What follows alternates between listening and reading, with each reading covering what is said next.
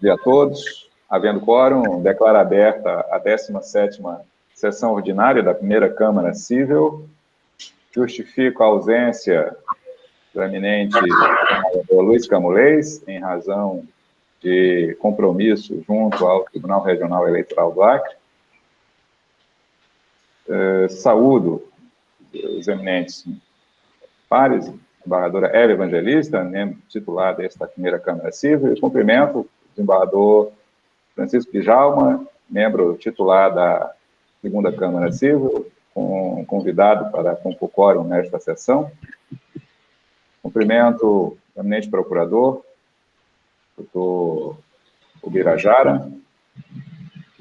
Cumprimento o doutor advogado também, doutor Armando Nascimento, presente. E os servidores desta casa eu faço na pessoa da nossa secretária da sessão, a doutora Márcia. Não havendo impugnação, dou por aprovada a ata da 16ª sessão ordinária, realizada no dia 10 de junho de 2021. Fica retirado de pauta o item 1, o agravo de instrumento 1.131, visto 22 de 2021, da relatoria do desembargador Luiz Camulês, uma vez que ante a ausência justificada do relator. Havendo pedido de sustentação oral, no item 3, chama a julgamento a apelação civil 702.965, dígito 5, 2020,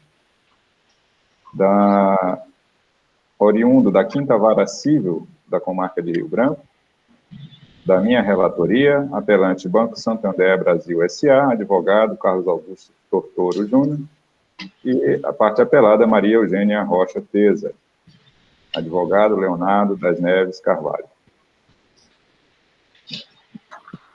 Passo, então, eu consulto o doutor advogado e dispensa a leitura do relatório ou se deseja que seja feita a leitura do relatório. Bom dia, eu dispenso, excelência. Eu concedo prazo de 15 minutos, doutor, ao senhor para sustentação oral. Tá legal. Muito obrigado pela palavra, doutores, excelentíssimo desembargador Laudivon Nogueira, a quem me dirijo para cumprimentar os demais desembargadores aqui presentes e todos os colegas. Bom dia. Bom, eu vou ser breve e objetivo, excelências, mas vamos demonstrar que a sentença não deve prosperar. O caso trata-se de um recurso de apelação interposto pela instituição financeira com o intuito de modificar a sentença de primeiro grau, que julgou procedente a demanda, declarando a ineficácia do aval prestado em contrato com a instituição financeira, determinando ainda a abstenção de incluir o nome da recorrida nos órgãos de proteção ao crédito, condenando, por fim, a instituição financeira ao pagamento de danos morais, no valor de R$8.000.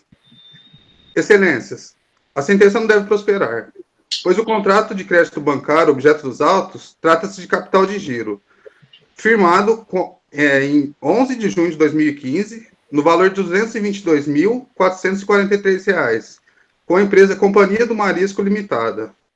Nesse contrato, ficou expressamente determinado que as avalistas Roberta Eugênia Ferraz da Rocha e a apelada Maria Eugênia Rocha Teza se obrigariam ao contrato em todos os seus termos. Vale ressaltar, excelências, que a avalista recorrida prestou o aval mediante procuração pública, que conferiu poderes para que a sua genitora, a primeira avalista e sócia da empresa, a representasse perante o banco. Mas não é somente isso. A avalista recorrida também é sócia da empresa e detém atualmente 100% das cotas da referida empresa, conforme comprovado nos autos. Esse fato é inconteste.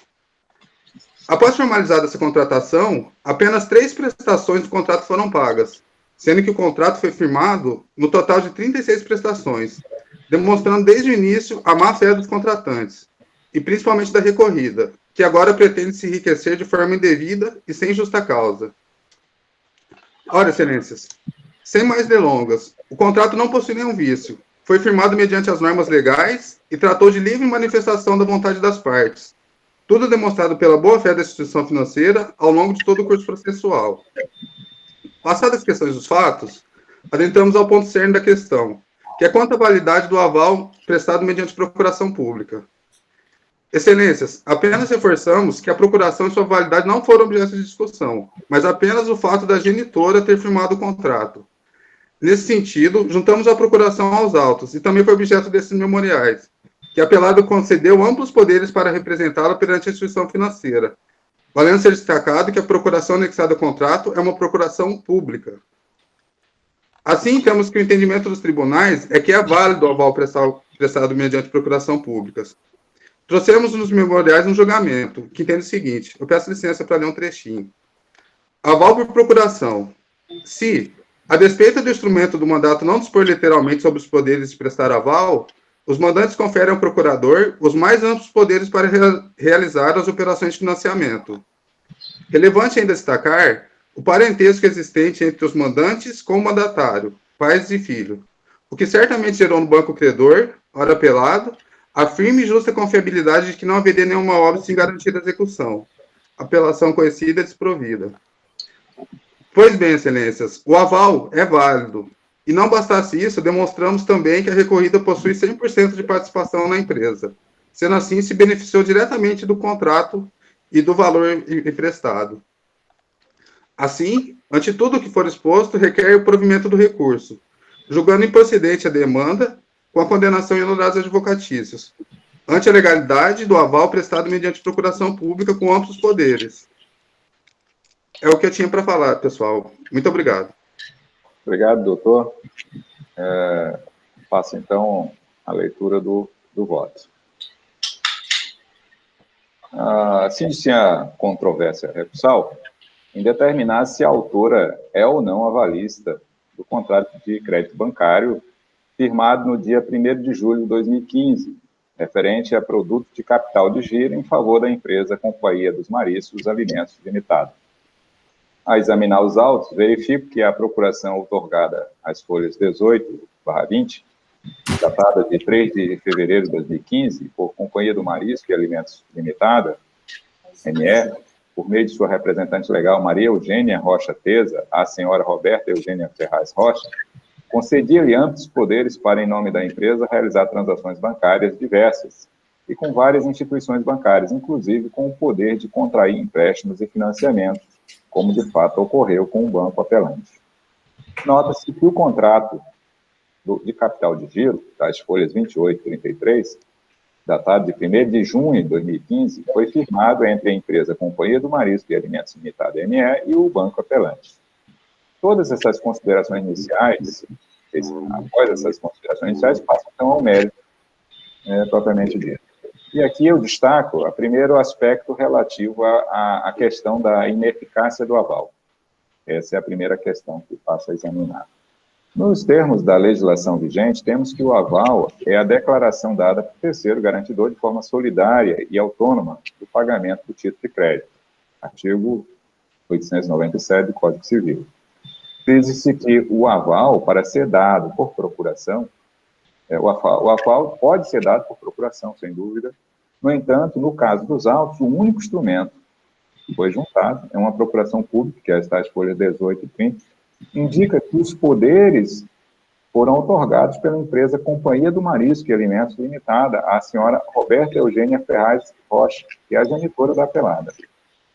Por essa perspectiva, sendo o aval uma garantia pessoal, não poderia a senhora Roberta Eugênia Ferraz Rocha assinar em seu nome como avalista e em nome da pessoa física da dona Maria Eugênia Rocha Teza, conforme se verifica das assinaturas apostas à folha 135, uma vez que não tinha poderes para tanto. Para além disso, os atos praticados pela pessoa jurídica não podem se confundir com os atos da pessoa física do sócio, salvo se tratar de firma individual, o que não é o caso dos autos. Nessa perspectiva, é de se ressaltar que, nos termos do artigo 662 do Código Civil, são ineficazes os atos praticados por quem não detenha mandato ou poderes suficientes, ou seja, por aquele que, nas lições de Tartuce, denomina-se de falsus procurator, sob pena de prestigiar o exercício arbitrário dos direitos não conferidos. É certo, se é possível, a ratificação, porque detenha tais poderes, que deve ser expressa ou resultado de ato inequívoco, mas no caso em exame, tal circunstância não se verificou nos autos.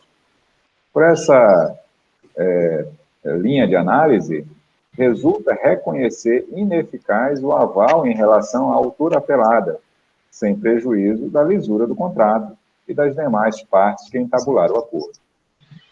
De outro giro, apenas para argumentar, na hipótese de identificação de abusos do direito ou de fraude no uso da personalidade jurídica, cumpre a parte dada como prejudicada, mediante petição em apartado, instará um incidente de desconsideração da personalidade jurídica.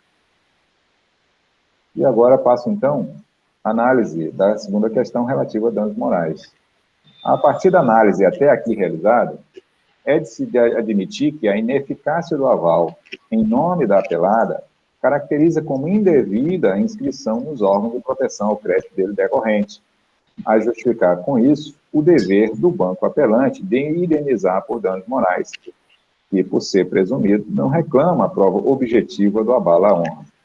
Ademais disso, de acordo com a documentação juntada à folha 38, ainda que existam inscrições em nome da apelada, inexiste inscrição anterior àquela do débito em debate. Com efeito, diante da inexistência de débito pré-existente, não é lícito negativar o nome da apontada devedora no cadastro do Serviço de Proteção ao Crédito, SPC. Nesse contexto, o só fato de inserir a pessoa indevidamente na restrição creditícia é o bastante para configurar o dano moral em re ipsa, que na hipótese prescinde da prova, consoante a pacífica jurisprudência do Superior Tribunal de Justiça. Terceira questão, a relação ao quanto indenizatório. O banco apelante requer subsidiariamente a revisão e minoração do quanto indenizatório fixado pelo juiz sentenciante no importe de R$8.000. No ponto, reputo que o valor indenizatório fixado pelo juiz do acórdão em desfavor do banco apelante não é excessivo. A princípio, ressalto que, quanto à proporcionalidade do valor da reparação moral fixado pelo juiz singular, tenho que, muito embora não disponha a legislação pátria regras específicas para a fixação do valor da reparação por danos morais, a colisão de bens e interesses em jogo autoriza que o julgador realize sopesamentos para determinar o limite da intervenção estatal condenatória, segundo o conjunto probatório constante dos autos. Por essa perspectiva, é assente na jurisprudência que o valor da compensação moral deve ser apurada mediante prudente aferição do juiz, orientado pela máxima da proporcionalidade, observados a gravidade e a repercussão do dano, bem como a intensidade, os efeitos de sofrimento e o grau de culpa ou dolo.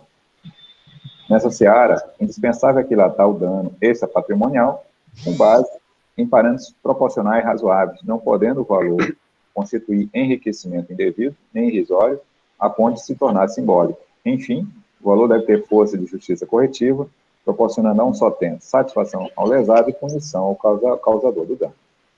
E, sob essa ótica, a submeter o valor da reparação por danos morais fixados pelo juízo singular ao crivo da metódica da proporcionalidade, vê-se que a medida judicial que fixou a reparação em pecúnia se revela absolutamente adequada, ao fim de compensar ou minorar os efeitos dos danos patrimoniais causados ao direito de personalidade da parte autora apelada, o seu atributo de direito à honra objetiva, ante a indevida inscrição no serviço de proteção ao crédito como um mal pagador.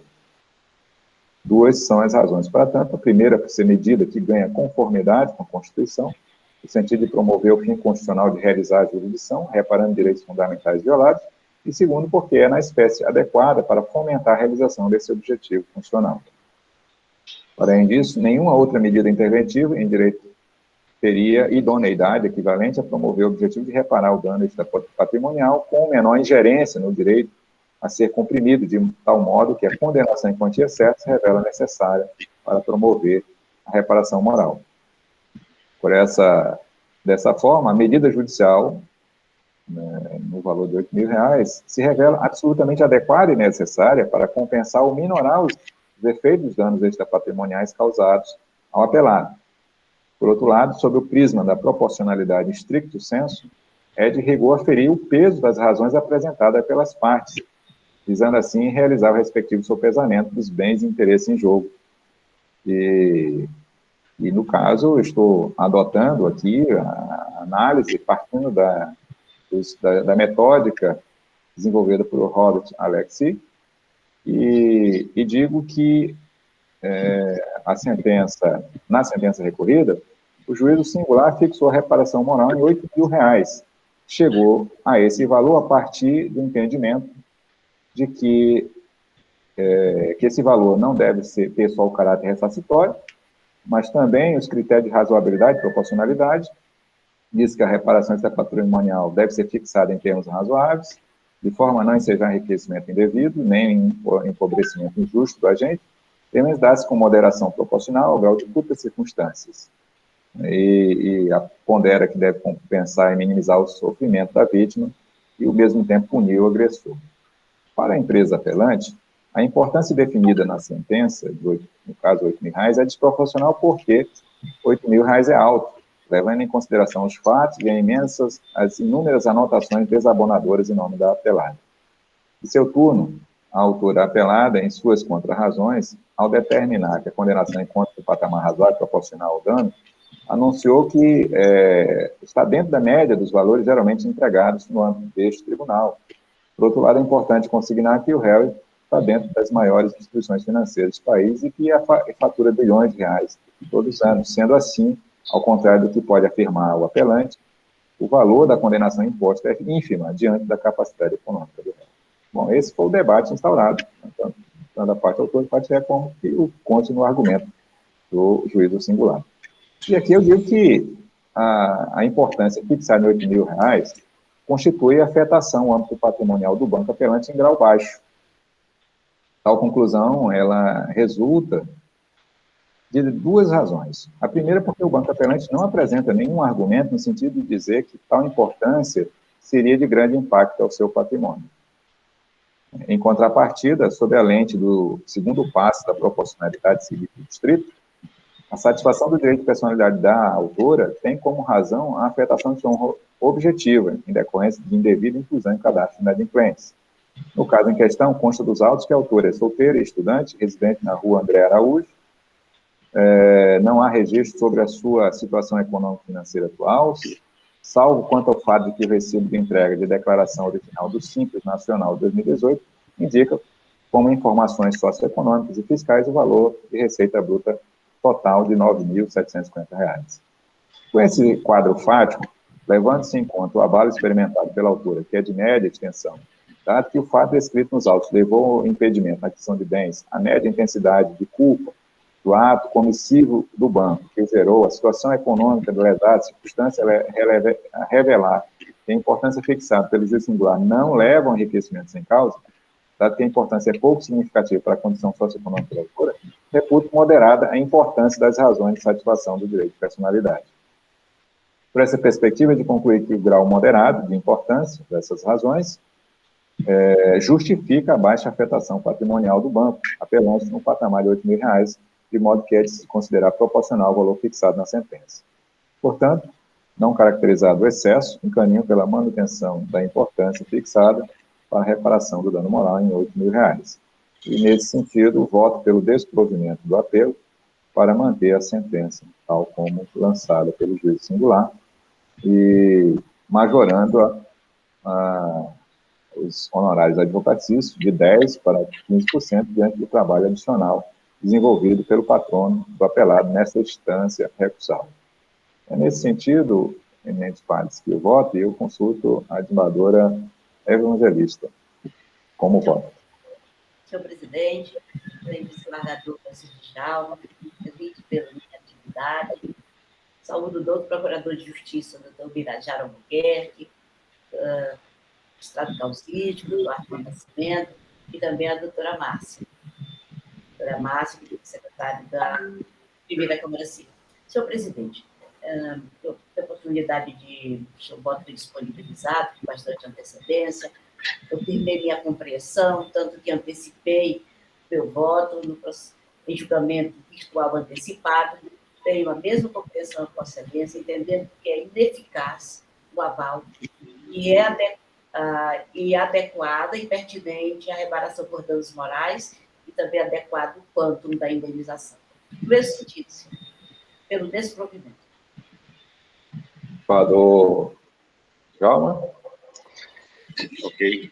Eu inicio a minha manifestação cumprimentando Vossa Excelência, desembargador Laudivon Nogueira, em nome de quem, através de quem, cumprimento também a desembargadora Eva e o doutor Ubirajara, cumprimento também o doutor Armando Nascimento e a servidora Márcia, doutora Márcia.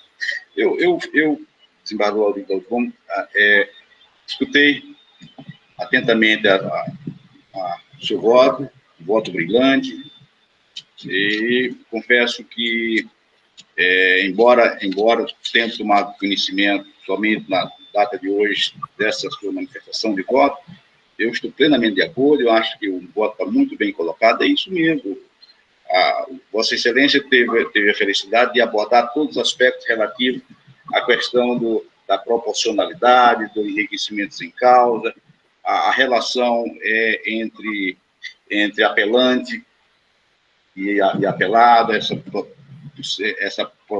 proposta de relação jurídica, uma possível relação em função de uma procuração, de modo que Vossa Excelência abordou bem, a matéria está muito bem abordada, e a mim não resta senão, a caminho outro não resta senão acompanhar o brilhante voto de Vossa Excelência, que aliás, eu já estou determinando que eu quero uma cópia desse voto, porque eu tenho matérias muito parecidas, e vou adotar esse caminho, adotar por Vossa Excelência, para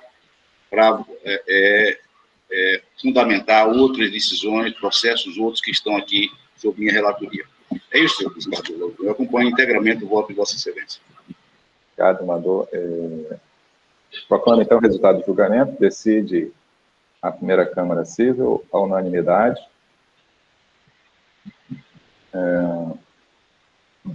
Desprover o apelo nos termos do voto do relator e das mídias digitais arquivadas. E, com isso, encerra esse julgamento em específico. Eu cumprimento mais uma vez o outro advogado, o Armando Nascimento, pela sua sustentação oral, e desejando um excelente dia de trabalho, senhor. Eu agradeço vocês. Bom dia a todos aí. Bom dia. Chamo, então, a julgamento o item 2 da pauta, ação rescisória 1.202.169,46/2019, oriunda da terceira vara civil da comarca de Rio Branco, da minha relatoria, requerente Isuane Braga da Silva, advogado Keldec Maia da Silva, requeridos Selma Renard Goda Hawkins, advogado Alexson Brito de Souza, advogada Gabriela Alves Miranda. Neste processo não há sustentação oral, não houve comparecimento de advogado para sustentação oral, de modo que já passo para proclamar o resultado do julgamento. Não houve participação do Ministério Público, não há nenhuma matéria preliminar, e o voto foi no sentido de rejeitar a impugnação ao cumprimento da decisão judicial,